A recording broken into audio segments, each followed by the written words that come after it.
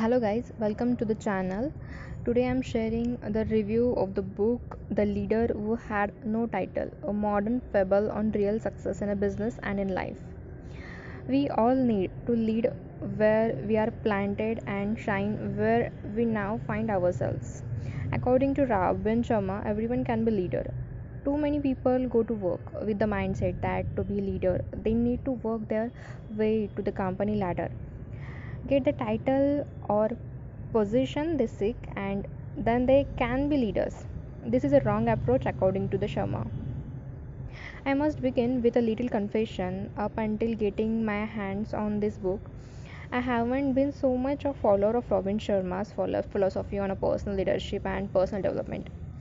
Not that I didn't want to. I guess he has been one of those incredible authors I'm yet to be really get into. But of course, I have had dozens of his videos and listened to him speak on various flora. I'm definitely going all the way, title after title, beginning with the monk who sold his Ferrari.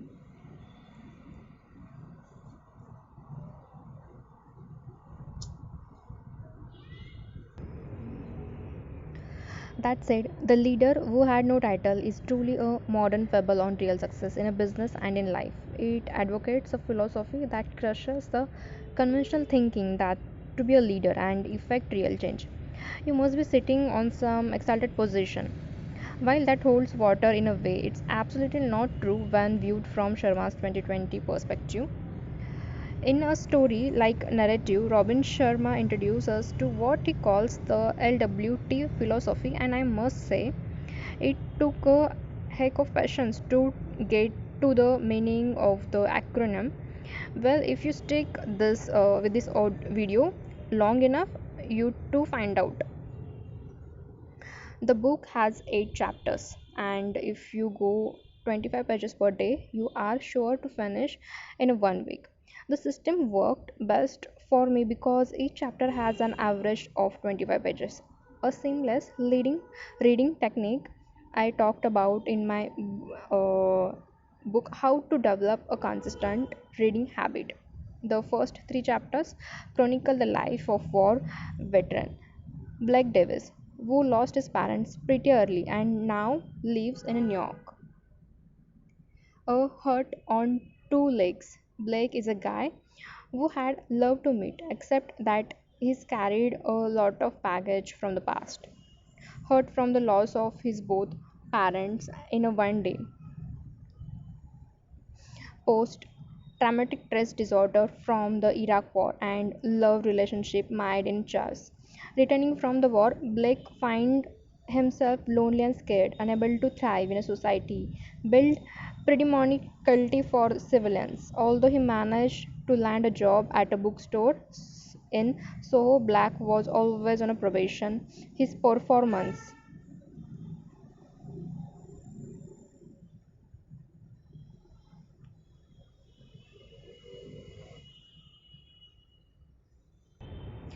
His poor performance at work doesn't going down well with his employer, who only kept him because of his seeming popularity with the customers.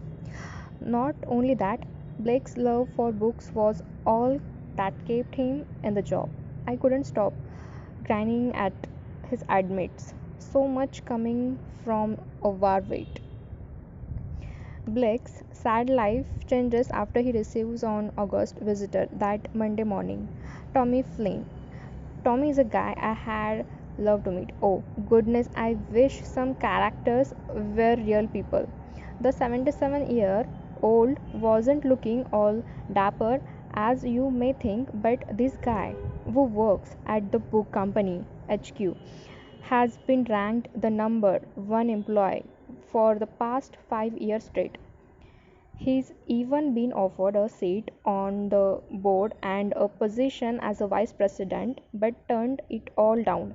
Nevertheless, he has smart to accept the huge official benefits, including a trip to Caribbean. Plus, Tommy gets to sit on the recruitment committee and share regular breakfast with executive team, exchanging ideas on company strategies. Here's what he tells Blake.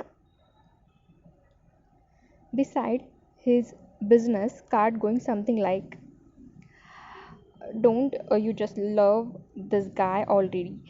In the chapter that followed, Tommy takes Blake through an incredibly transforming journey of paradigm shift. Blake gets to meet the four teachers who had mentored Tommy into the mindset that's qualified him to run for the annual Best Bookseller in America award for 5 consecutive years. So, just before I get wound up in the story, let's see 5 lessons you can learn from this awesome book. You need no title to be leader.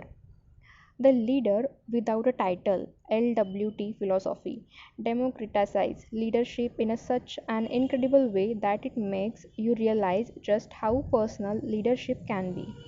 Our fast changing world has proved the obsolescence of so many ideas we used to have about leadership. One of those is you cannot lead except you have some potential authority, while positions confer authority for definite responsibilities. It's not all there is to leadership. The idea of moral authority shows us a possibility of influencing people for a good, not only with our positions or titles, but by we have become. People may obey you for the position you can occupy, but they will only follow you for a kind of person you are and for the quality of life you lead. It's all about self leadership, an intentional commitment to daily innovation, to be better than you were yesterday, to invest the required time, effort, and patience in gaining mastery, to develop authenticity, guts to do all you do within the ethical boundaries of your practice. In a simple term, it's all about image. Second is it turbulent times build great leaders. This part talks about the dynamic of embracing change and not being carried overwhelmed by it. Truth is in business and career. There are real seasons called turbulent times. This is no metaphor. Disruption will come. New policy that renders the existing business model absolute, a new reassignment, or changes that quickly shift your career life out of balance. For most of us, we tend to think to sink into survival instincts, and that's not a bad thing, you know. We may be a most sophisticated creatures alive, but as a social scientist asserts, we are still animals at the core. The best approach to change isn't to lean it. It may counterintuitive, but it's the surest way to thrive, because the fears you do not face today will be your limits tomorrow. The companies that made it out of the storm in 2008 weren't necessarily the big titans. They were those who rode through the storm, allowing the currents to carry them like it will do a gliding eagle.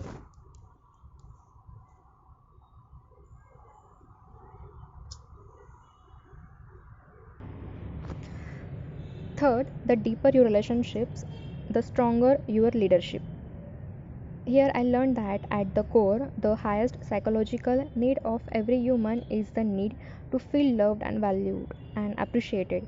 Your employees are the first human beings before they are employees.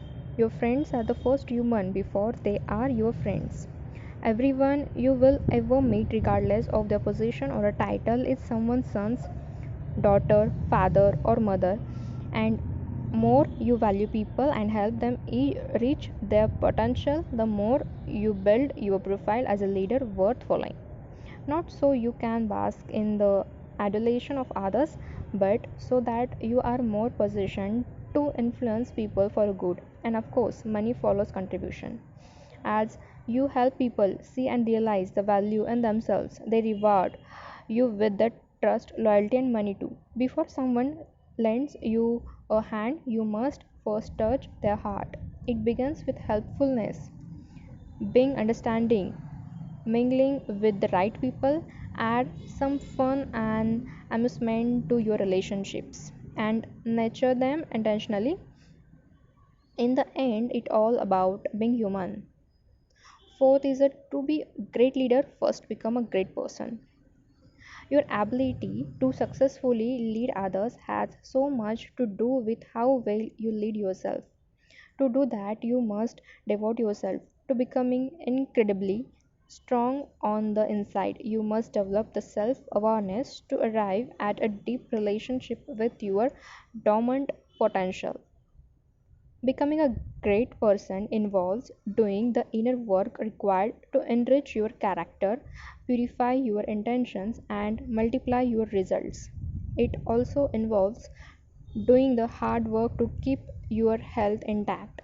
In a world that continuously chases external positions to validate their success, only a few realize that the real treasures and value of a human being are seated on the inside, not everywhere else. Who you become is far more important than what you own and will ever own. The fortitude to recognize our worth and make the investment to grow, that is what differentiates us, the player from a mediocre. Truth is, it isn't just not a possible to grow on the inside and no see the corresponding outward results that's all follow. And its basic form, greatness is an inner event with outer consequences.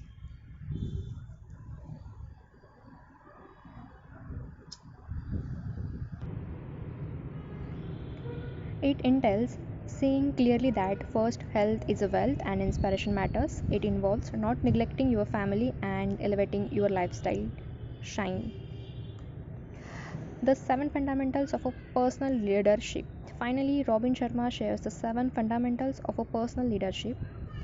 First is a learning, reading from books and listen to audiobooks on excellence, wellness, relationships, and personal development. Second, affirmation. Consistent repetition of positive statements about your future is one of the single best way to rescript limiting beliefs in your mind.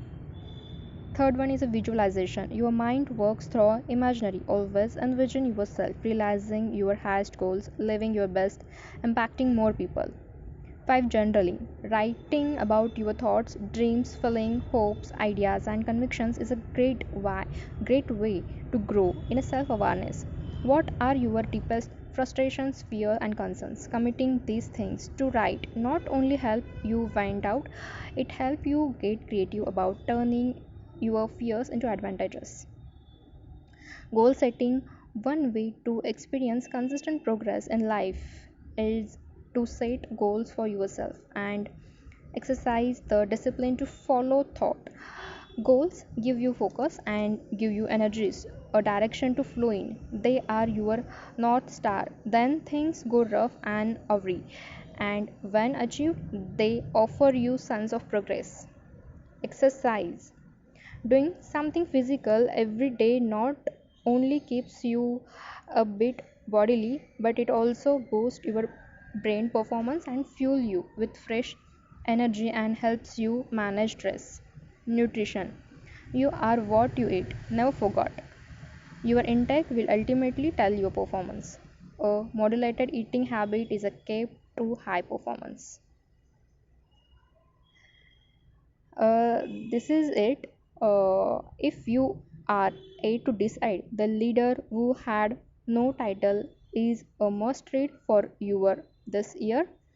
This incredible book will not only spur you to productive living, but it will also give clarity to your success journey, both now and in years to come. Perhaps the most touching part of this book is Tommy's demise.